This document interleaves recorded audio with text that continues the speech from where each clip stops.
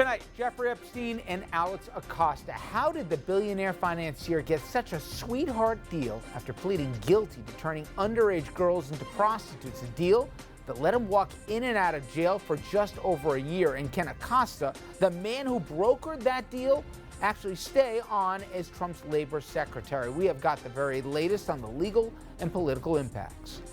Then, the federal government, they're dipping into state driver license files, and they're using the photos they find as part of their facial recognition dragnet, maybe even your photo, and no one gave them permission to do it. Is this a big deal or just the latest piece of our privacy we're willing to sacrifice? And later, they're the heroes on and off the soccer field. Well, today, the World Cup winning U.S. women's soccer team, they were saluted with a ticker tape parade through the Canyon of Heroes. Evening, everybody. Welcome to RFL. I'm Richard French, and thank you for joining us this Wednesday evening. How much longer can Labor Secretary Alex Acosta stay on the job? Well, today, Acosta certainly under fire, not just for any of his actions as Labor Secretary, but rather instead for one key decision he made as the U.S. Attorney for Florida back in the late 2000s. That decision was a non-prosecution deal with Jeffrey Epstein, who you see on your screen. He, the billionaire financier, now charged in New York with sex trafficking and abusing dozens of underage girls. That seems to be a repeat of the allegations against Epstein back in Florida years ago.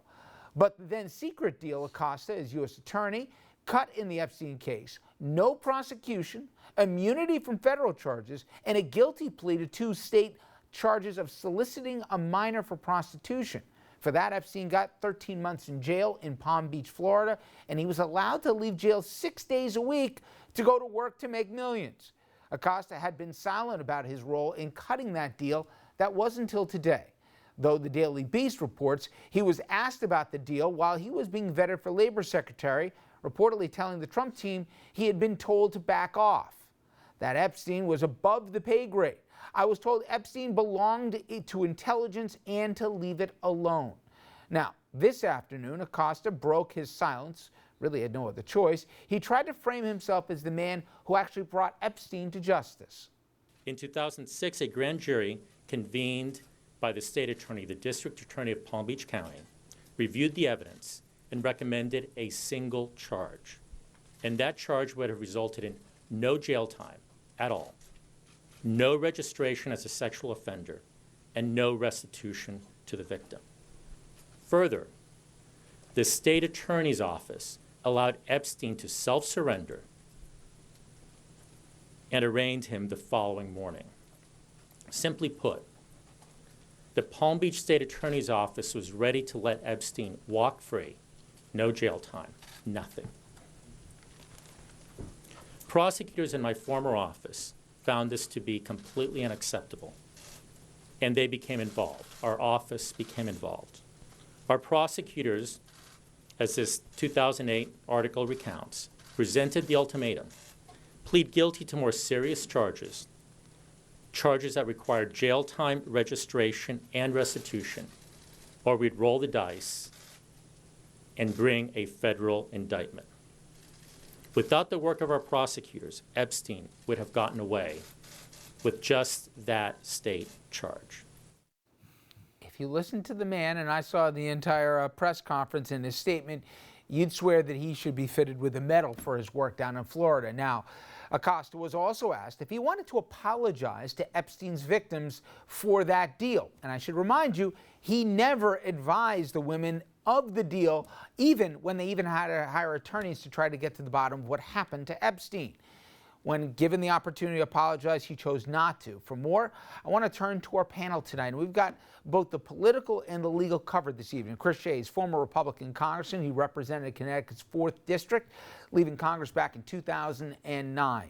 Doug Von Oiste, founding partner of Carson Von Oiste, focusing on corporate misconduct and selected by the Legal 500 as one of the most influential trial lawyers in the country and a former prosecutor in his own right. And Mayo Bartlett, he's an attorney at the law offices of Mayo Bartlett PLC and is former chief of the bias crimes unit at the Westchester County DA's office. And guys, I want to get into it a little bit with you about what he was saying as prosecutors versus what a lot of prosecutors are saying, give me a break. And also, a little bit later, how money and justice don't always go hand in hand, or maybe selective justice. But first, there was a political calculation that was made, Chris, today. The president has cut people loose, I would argue, for less.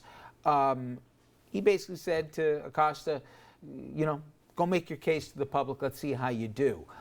It's interesting to me, there seems to be unanimity on one political aisle that the guy's got to go. Either muted response or some saying, that was a long time ago. I don't know, from my end, he made it sound that 2006 Florida might as well have been 1940s Cuba or something. It was just unbelievable. I don't know what my two attorneys say, and it's great to be here at Wednesday night. That's lawyer night, yes, right? It is. So this is a privilege. Thank you. You can play one on TV. I would want to know what the state's attorney did. I'd want to bring them in. I'd want to bring in the federal folks. I'd want to bring in the judge. The judge had to have looked at this. What did the judge think? And was she a woman? Was it a woman judge? I'm not sure. But I will tell you this much. Last night I had a good friend to you guys, Mimi Rocco, who was a former assistant U.S. attorney in the Southern District of New York, who've now brought the most recent charges. And she found a couple things very interesting in how they've handled this. The U.S. attorney in New York, Berman, how public and vocal he was, and how much he was going to pursue this to the nth degree as a warning shot. Many people thought the DOJ, okay?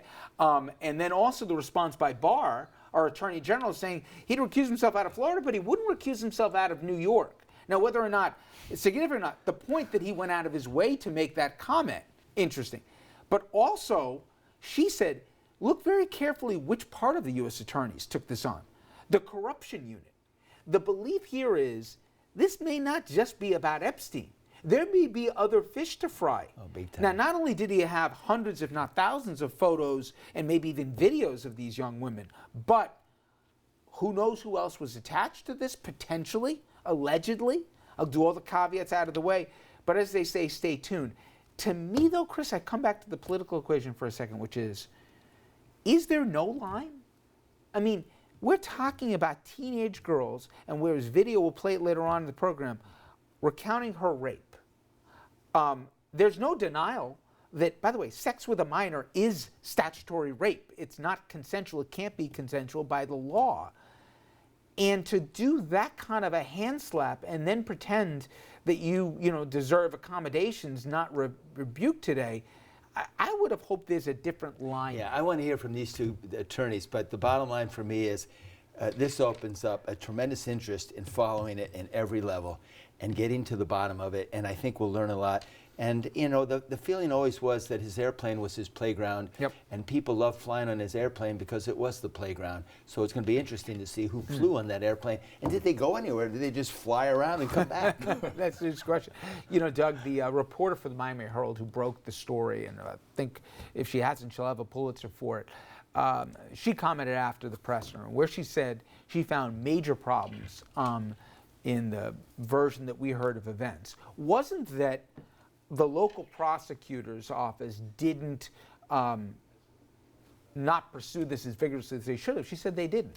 But when it got to the U.S. Attorney's Office, these dozens of girls were all telling the same story. There was a pattern that was unbelievably consistent, she said. They had the FBI too. There was no race. I mean, you guys worked. If you have those resources and you have the benefit of time, if you choose to do it, you can do it.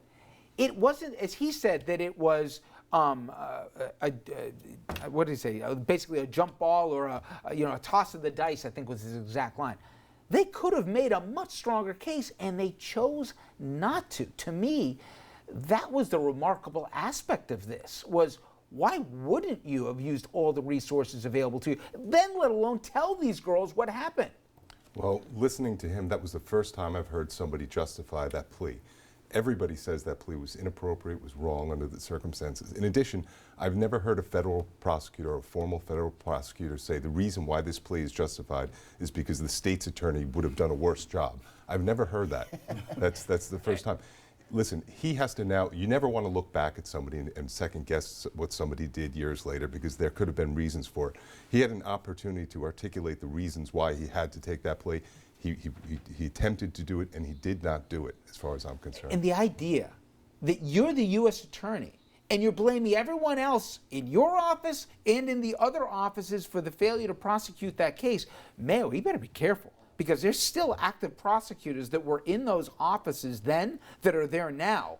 And to be thrown under the bus when it was his call what to do and his call alone, I don't know if they'll go quietly into the good night. Well, you know, you have a political world intertwined with a legal world, and one of the things that's happening... Or go to the table, Tim. And I'm Yes. sure, Congressman, you can say that if you go back to when you began politics, the difference between the two parties was fairly minimal. You had people you could work with and frequently worked with, and ethics meant something. So your word really was your bond. And it's not to say there wasn't corruption at that point in time. Okay, yeah. However, today, you have people who recuse themselves and then take it back, and the public doesn't demand anything other than that. And to suggest that the state wasn't going to do its job until they kind of put pressure is just misleading the public to a degree that's unheard of. And I will tell you that if you have simply the images of the girls, images, child pornography, you can go to federal prison for many, many years. And I've had cases of human trafficking for sex where it was involved one person, and ultimately that was dismissed, and it was a sketchy case.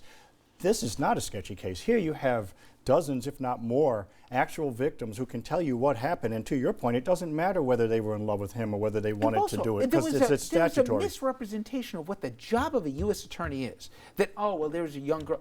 Well, it's your job to make them feel comfortable that you will look out for their interests and protect their interests. If you listen to Acosta today, be like, they were young, they probably couldn't hold up on the stand or didn't want that and the rest. Maybe some of that's legitimate, but the lack seemingly of an effort to keep a predator where he belonged instead of out there where it looks like he continued to abuse women. I got to hit a break here. When we come back, we're going to keep this conversation going. And we're going to shift from Acosta and Epstein to how does someone who actually admitted turning underage girls into prostitutes get that kind of a sentence, 13 months behind bars, and the right to walk in and out, to go to work every day. This is where we get into how money and justice, talk about it a lot, but is this the best money or best justice that money can buy? Stay with us.